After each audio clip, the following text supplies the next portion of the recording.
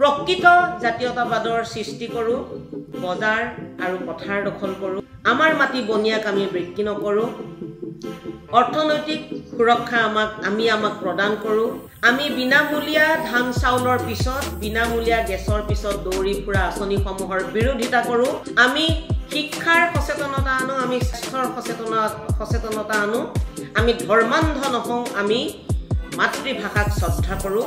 নমস্কাৰ। আৰম্ভ কৰিছোঁ আজিৰ সম্পাদকীয়। আজিৰ সম্পাদকীয়ৰ এটা বিশেষ বিষয় লৈ ষ্টুডিঅ'ত মই প্ৰতিমা বৰুৱা।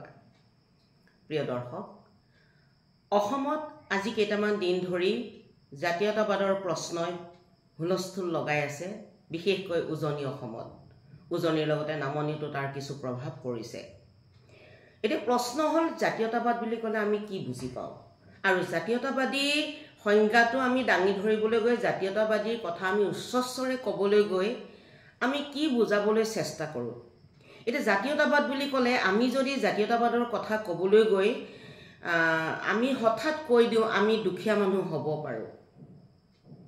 এইষাৰ আমি কোৱা কথা নহয়।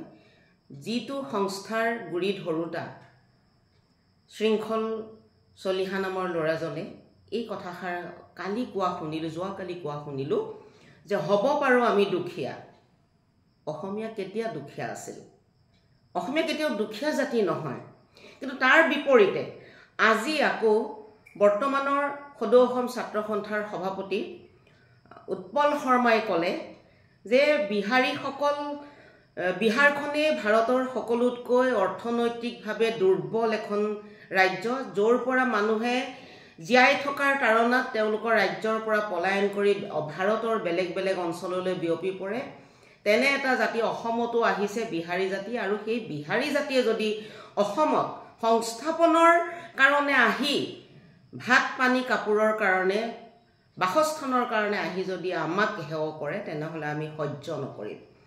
আচলতে এই কথাটো শুনাৰ পিছত সঁচাকৈ মনটো ভাল লাগিছে। আমি বীৰ্যশালী অসমীয়া, আমাৰ কোনোটো বস্তুৰ অভাৱ নাই, আমাৰ বীৰত্বৰ অভাৱ নাই, আমাৰ প্ৰাকৃতিক বস্তুৰ অভাৱ নাই, আমাৰ সংস্কৃতিৰ অভাৱ নাই। আমি অসমীয়া জাতিয়ে কলৈকো ভাত বিচাৰি যাব নালাগে।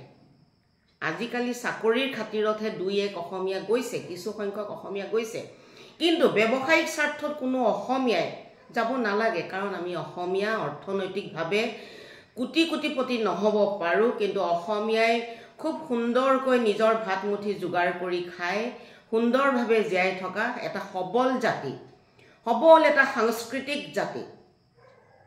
কিন্তু এতিয়া প্ৰশ্নটো উত্থাপন হৈছে যে এই সবল সাংস্কৃতিক জাতিটোৰ কিছুমান বস্তু যেন আমি লাহে লাহে হেৰুৱাই পেলাইছোঁ। জাতীয়তাবাদৰ নামত আমি কেৱল উচ্চস্বৰে কথা কৈ কিছুমান শ্লোগান সদৃশ বক্তৃতা প্ৰদান কৰি আমি জাতীয়তাবাদ ৰক্ষা কৰিব পাৰিম বুলি ভাবোঁ। আজি বিহাৰীসকলেই হওক বা মাৰোৱাৰী সম্প্ৰদায় হওক, গুজৰাটী সম্প্ৰদায় হওক, বাঙালী সম্প্ৰদায়, যি সম্প্ৰদায়ে আমাৰ মাজলৈ আহিছে, আমি তেওঁলোকক আদৰি ল'ব লাগিব। আমি অতিথিপৰায়ণ জাতি বুলি অসমীয়াক এনেই নকয়। আৰু অতিথিপৰায়ণতাটো আৰু তেওঁলোক কোনো বিদেশীও নহয়, তেওঁলোক আমাৰ দেশীয় বহিৰাগত, দেশীয় মানুহ। তেওঁলোকে কিবা ব্যৱসায়িক স্বাৰ্থত আহিছে, তেওঁলোকক ব্যৱসায় কৰিবলৈ আমি দিয়াত আপত্তি নাই। কিন্তু সেইটো কৰিবলৈ গৈ আমি জাতি মাতি ভেটিৰ প্ৰতি যদি আশংকা আনো, আজি আমাৰ সৰহ সংখ্যক ৰাইজেই সেই বহিৰাগত বনিয়াখিনিক আমাৰ নিজৰ মূল মাটিবোৰ, যিবোৰ মাটিত আমি ব্যৱসায় বাণিজ্য কৰিব পাৰোঁ, তেনে মাটি বিক্ৰী কৰি আমি ভিতৰুৱা অঞ্চলত গৈ বসবাস কৰিব লৈছোঁ, ধুনীয়াকৈ এটা ঘৰ বনাই। কাৰণ অসমীয়া মানুহৰ ঘৰটো প্ৰথম পৰিচয় বুলি ভাবোঁ। সেয়ে আমি হাইৱেত থকা মাটিবোৰ বনিয়া বিহাৰীক বিক্ৰী কৰোঁ, মাৰোৱাৰীক বিক্ৰী কৰোঁ বা অন্যান্য সম্প্ৰদায়ক বিক্ৰী কৰি পেলাই আমি গুচি যাওঁ গাঁৱৰ ভিতৰলৈ। গাঁৱৰ ভিতৰত আমি সাধাৰণভাৱে জীয়াই থাকিবলৈ খোজোঁ। কিন্তু এই মাটিখিনিৰ জৰিয়তে আমি যদি ব্যৱসায় বাণিজ্য কৰাৰ চিন্তা কৰিলোহেঁতেন, আমি শ্লোগান দিওঁ পথাৰ আমাৰ, বজাৰ আমাৰ। কিন্তু ক'তা, আমিতো পথাৰো এৰিছোঁ, এতিয়া বজাৰটো আনৰ হাততে, সম্পূৰ্ণ আনৰ হাতত। এতিয়া যদি মই এই কথাখিনিকে আজিৰ সম্পাদকীয়ৰ জৰিয়তে ক'বলৈ বিচাৰিছোঁ, আমি যদি প্ৰকৃত জাতীয়তাবাদ বিচাৰোঁ, প্ৰথম পথাৰখন আমাৰ হাতলৈ আনিব লাগিব আৰু তাৰপিছতে আমি বজাৰখন আনিব লাগিব। কাৰণ পথাৰ আৰু বজাৰ যেতিয়া আমাৰ হাতত থাকিব, অৰ্থাৎ অৰ্থনৈতিক স্বাৱলম্বিতা যিদিনা আমাৰ হাতত থাকিব, সেইদিনাহে আমি আচলতে প্ৰকৃত জাতীয়তাবাদ সৃষ্টি কৰিব পাৰিম তাৰ পিছতে আমি চিন্তা কৰিব লাগিব আমি অৰ্থনৈতিক জাতীয়তাবাদৰ পিছতে আমি চিন্তা কৰিব লাগিব আমি সাংস্কৃতিক জাতীয়তাবাদ সাংস্কৃতিক ক্ষেত্ৰত অসমীয়া জাতি বা অসমবাসী বহুত সবল বহুত চহকী জাতি সাহিত্য সংস্কৃতিত অসমীয়া ভাৰতবৰ্ষৰ অন্যান্য বহু জাতিতকৈ আগবঢ়া কিন্তু আজিৰ অসমীয়াৰ সাহিত্য সংস্কৃতিৰ যি দুৰৱস্থা হৈছে অসমীয়া সাহিত্য সংস্কৃতিৰ নামত ভেকু ভাওনা কিছুমান কৰিবলৈ লৈছে সেই ভেকু ভাওনাবোৰ আঁতৰাই জাতীয় সংগঠনসমূহে জাতীয় নেতৃত্বসমূহে ভেকু ভাওনাক প্ৰশ্ৰয় নিদিয়া ধৰণৰ এক পৰিৱেশ সূচনা কৰিব পাৰিব লাগিব আমাৰ নেতাসকলে যিসকলে জাতীয়তাবাদী বুলি ক'বলৈ বিচাৰে যিসকলে জাতীয়তাবাদৰ শ্লোগান আওৰায় যিসকলে নিজকে জাতীয়তাবাদী সংগঠনৰ নেতৃত্ব বুলি কয় তেওঁলোকে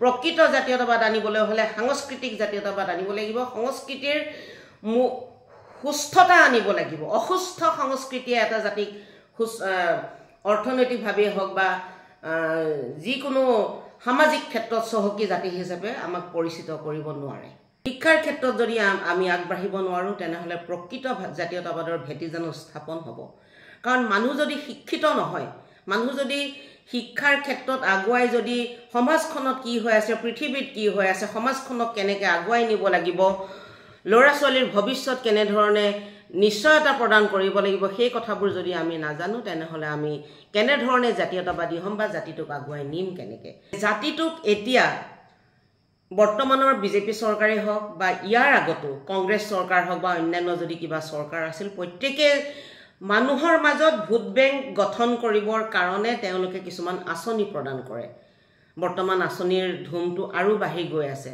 ইয়াৰ পিছৰ যিখন চৰকাৰ আহিব আমি নেভাবোঁ তেওঁলোকেও ইয়াতকৈ 10 গুণ বেছি আঁচনি নিদিব অৰ্থাৎ আঁচনিৰ প্ৰতিযোগিতা চলিব আৰু আঁচনি দি জাতিটোৰ পৰা ভোট দখল কৰিবলৈ কাৰণ আমাৰ যিমানে আমি সবল সুস্থ বা অৰ্থনৈতিকভাৱে সবল বুলি নেভাবোঁ আচলতে আমি সিমানো সবল নহয় আমি আনৰ ওচৰত যাব নালাগে কিন্তু ঘৰৰ ভিতৰতে আমি ইমান সবলো নহয় গতিকে কোনোবাই দিয়া 1000-1500 টকা বা ফ্ৰীতে দিয়া গেছটো কোনোবাই দিয়া লাখপতি বাইদেউৰ ধৰক সুবিধাটো এই কথাবোৰে আমাক উৎসাহিত কৰে বা আমাক প্ৰলোভিত কৰে এই প্ৰলোভনৰ পৰা জাতিটোক জাতীয়তাবাদীসকলে আঁতৰাব পাৰিব লাগিব যদি প্ৰলোভিত জাতিক আমি প্ৰকৃতভাৱে জীৱনৰ সংজ্ঞা বুজাব নোৱাৰোঁ যে আজি তুমি 1200 টকীয়া সুন্দৰ ভাত এসাঁজ খাইছা কিন্তু কালিলৈ তোমাৰ ভৱিষ্যত কি চৰকাৰখনে দি আছে চৰকাৰখনে দিব নোৱাৰিবও পাৰে আমি ইমান ধনী দেশ নহয় যে চৰকাৰে আমাক সদায় আমাক এনে ধৰণে মুক্ত ফ্ৰী চাউল দিব ফ্ৰী গেছ দিব ফ্ৰী কিবা কিবি দিব যিদিনা চৰকাৰে হাত দাঙি দিব সেইদিনা আমাৰ কি হ'ব এই কথাখিনি আমাৰ জাতীয়তাবাদৰ নেতৃত্ব দিয়া সংগঠনৰ নেতাসমূহে বুজাব পাৰিব লাগিব কাৰণ জাতিটোক আগুৱাই নিবলৈ হ'লে তেওঁলোকক কৰ্ম উদ্যমী কৰিব লাগিব কৰ্ম অবিহনে এটা জাতি আগবাঢ়িব নোৱাৰে কৰ্মহীন জাতি এটা এলেহুৱা জাতি এটা সদায় পিছ পৰিব ভাৰতবৰ্ষৰ প্ৰথম 5খন ৰাজ্যটো বাদেই গোটেই কিখন ৰাজ্যৰ তলত থাকিবগৈ এটা সময়ত গৈ অসম কাৰণ আমি কৰ্মক পিঠি দি চৰকাৰে দিয়া এমুঠি চাউলৰ লোভত বহি থাকোঁ চৰকাৰৰ শ্লোগান গাওঁ এই চৰকাৰী শ্লোগানৰ পৰা আমাৰ নৱপ্ৰজন্ম হওক আমাৰ মহিলাসকলক হওক আমাৰ উঠি অহা ল'ৰা ছোৱালী হওক বা আমাৰ যিখিনি নিম্নবিত্তগামী মানুহ নিম্নবিত্তৰ মানুহ সেই মানুহখিনিক আমি মুক্ত কৰিব লাগিব আৰু তেতিয়াহে সেইটো জাতীয়তাবাদ হ'ব যে হয় জাতিটো সঁচাকৈ জাতীয়তাবাদী জাতিটো কৰ্মঠ জাতি আৰু এইখিনিকে নকৰি যদি আমাৰ জাতীয়তাবাদৰ শ্লোগান আওৰোৱা মানুহখিনিয়ে বিহাৰী খেদা আন্দোলন বা মাৰোৱাৰী খেদা আন্দোলন বঙালী খেদা আন্দোলন বা বিদেশী খেদা আন্দোলনকে কৰি থাকোঁ তেতিয়াহ'লে জাতিটোৰ কি হৈ আহিছে সেয়া আৰু বুজাব লগা শাৰীত নাই আৰু এই মনোবৃত্তিটো ঠিক শৃংখল চলিহাই কোৱাৰ দৰে আমি দুখীয়া হ'ব পাৰোঁ দুখীয়া নহয় আমি দুখীয়া আমি অসমীয়া নহওঁ দুখীয়া সেই কথাটো যদিও বেজবৰুৱাদেৱে কৈছে বুলি সান্তনা লভিলে নহ'ব হয় বুলি সান্তনা লভিলে নহ'ব দুখীয়া নহওঁ বুলি সান্তনা লভিলেও নহ'ব দুখীয়া নহ'বৰ কাৰণে এই যে কথাবোৰ এটাৰ পিছত এটাকৈ এই মুহূৰ্তত মই পইণ্ট আউট কৰিলোঁ এই কথাবোৰ আমি মানি চলিব লাগিব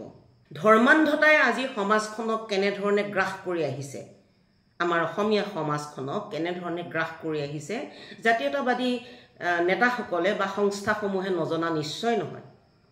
এই যে ধৰ্মান্ধতাই জাতিটোক কেৱল ধৰ্ম কৰি পিছুৱাই আনিছে, বহু শতিকা যেন আমি পিছুৱাই গৈ আছোঁ। এইটোৰ পৰা মুক্ত কৰিবৰ কাৰণে আমি কি পন্থা লৈছোঁ? এইটোৰ পৰা মুক্ত কৰিবৰ কাৰণে আমাৰ নেতাসকলে কিবা ভাবিছেনে? এই যে চৰকাৰী পক্ষৰ পৰা ইয়াৰ শ্লোগান আওৰোৱা হয়, ধৰ্মৰ ওপৰত ধৰ্মৰ প্ৰচাৰ কৰা হয়। ৰাজনৈতিক দলসমূহে ধৰ্মৰ প্ৰচাৰ দিনক দিনে বৃদ্ধি কৰি আহিছে, মানুহৰ মাজত ধৰ্মৰ মুহান্ধতা আনিবলৈ চেষ্টা কৰিছে। এইবোৰৰ পৰা ৰক্ষা কৰিবৰ কাৰণে আমাৰ জাতীয়তাবাদী সংস্থাবোৰে কি কৰিছে? জাতীয়তাবাদী সংস্থাবোৰেতো এই ক্ষেত্ৰত মাত মতা আজিলৈকে দেখা নাই। আজিলৈকেতো শুনা নাই যে ধৰ্মৰ নামত তোমালোক মুহান্ধ নহবা, ধৰ্মই আমাক একো নিদিয়ে। ধৰ্ম বিশ্বাসটো বেলেগ বস্তু। কোনোবাই ধৰ্ম বিশ্বাস ৰাখে, ভগৱান বিশ্বাস ৰাখে, আল্লাহ বিশ্বাস ৰাখে, গড বিশ্বাস ৰাখে, সেইটো এটা বেলেগ বস্তু।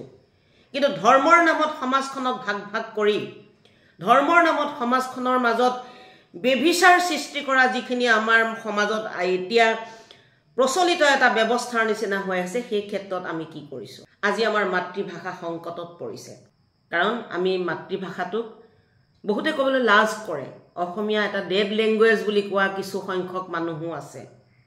আৰে ডেড লেংগুৱেজ কৰিলে কোনে? অসমীয়া ভাষাক ডেড লেংগুৱেজ যদি কৰিছোঁ, আমি কৰিছোঁ, আপুনি কৰিছে, মই কৰিছোঁ।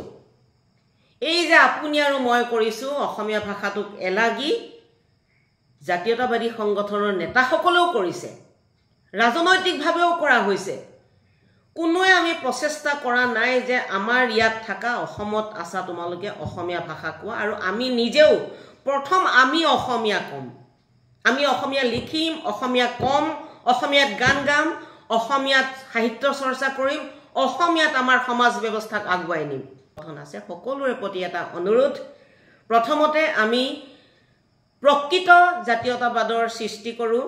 এই যে কথাবোৰ, বজাৰ আৰু পথাৰ দখল কৰোঁ, আমাৰ মাটি বনিয়াক আমি বিক্ৰী নকৰোঁ, অৰ্থনৈতিক সুৰক্ষা আমাক প্ৰদান কৰোঁ, আমি বিনামূলীয়া ধান চাউলৰ পিছত, বিনামূলীয়া গেছৰ পিছত দৌৰি ফুৰা আঁচনিসমূহৰ বিৰোধিতা কৰোঁ, আমি শিক্ষাৰ সচেতনতা আনো, আমি স্বাস্থ্যৰ সচেতনতা আনো, আমি ধৰ্মান্ধ নহওঁ, আমি মাতৃভাষাক শ্ৰদ্ধা কৰোঁ।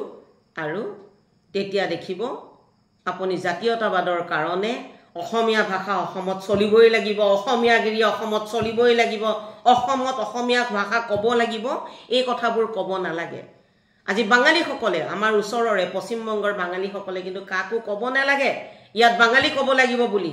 তেওঁলোকৰ মুখৰ ভাষা, তেওঁলোকৰ চকুৰ ভাষা দেখিয়েই বাহিৰৰ পৰা যোৱা আমিবোৰে তেওঁলোকৰ লগত বাঙালীত দুটা কথা পাতিবলৈ হ'লেও চেষ্টা কৰোঁ, ভুলে শুদ্ধই বাঙালী ক'বলৈ চেষ্টা কৰোঁ, আৰু সেইটোৱে হ'ল তেওঁলোকৰ গৌৰৱ। আমি অসমীয়াও সেই গৌৰৱৰ অধিকাৰী হ'বলৈ চেষ্টা কৰা উচিত। আৰু সেই চেষ্টা আমাৰ জাতীয়তাবাদী সংগঠনসমূহে আগুৱাই নিয়ক। আৰু অসমৰ সকলোৱে, উঠি অহা প্ৰজন্মই হওক, বাকী প্ৰজন্মখিনিয়ে হওক, আমাৰ পিছৰ প্ৰজন্মই হওক, আমি জাতীয়তাবাদীসকলৰ দৰেই চিন্তা কৰি অসমীয়া জাতিক আগুৱাই নিওঁ প্ৰকৃত জাতীয়তাবাদৰ দিশে। জয় আই অসম। ধন্যবাদ। আজিলৈ সামৰিছোঁ আমাৰ সম্পাদকীয়। পুনৰ আন এটা বিষয় লৈ আকৌ লগ পাম। ধন্যবাদ।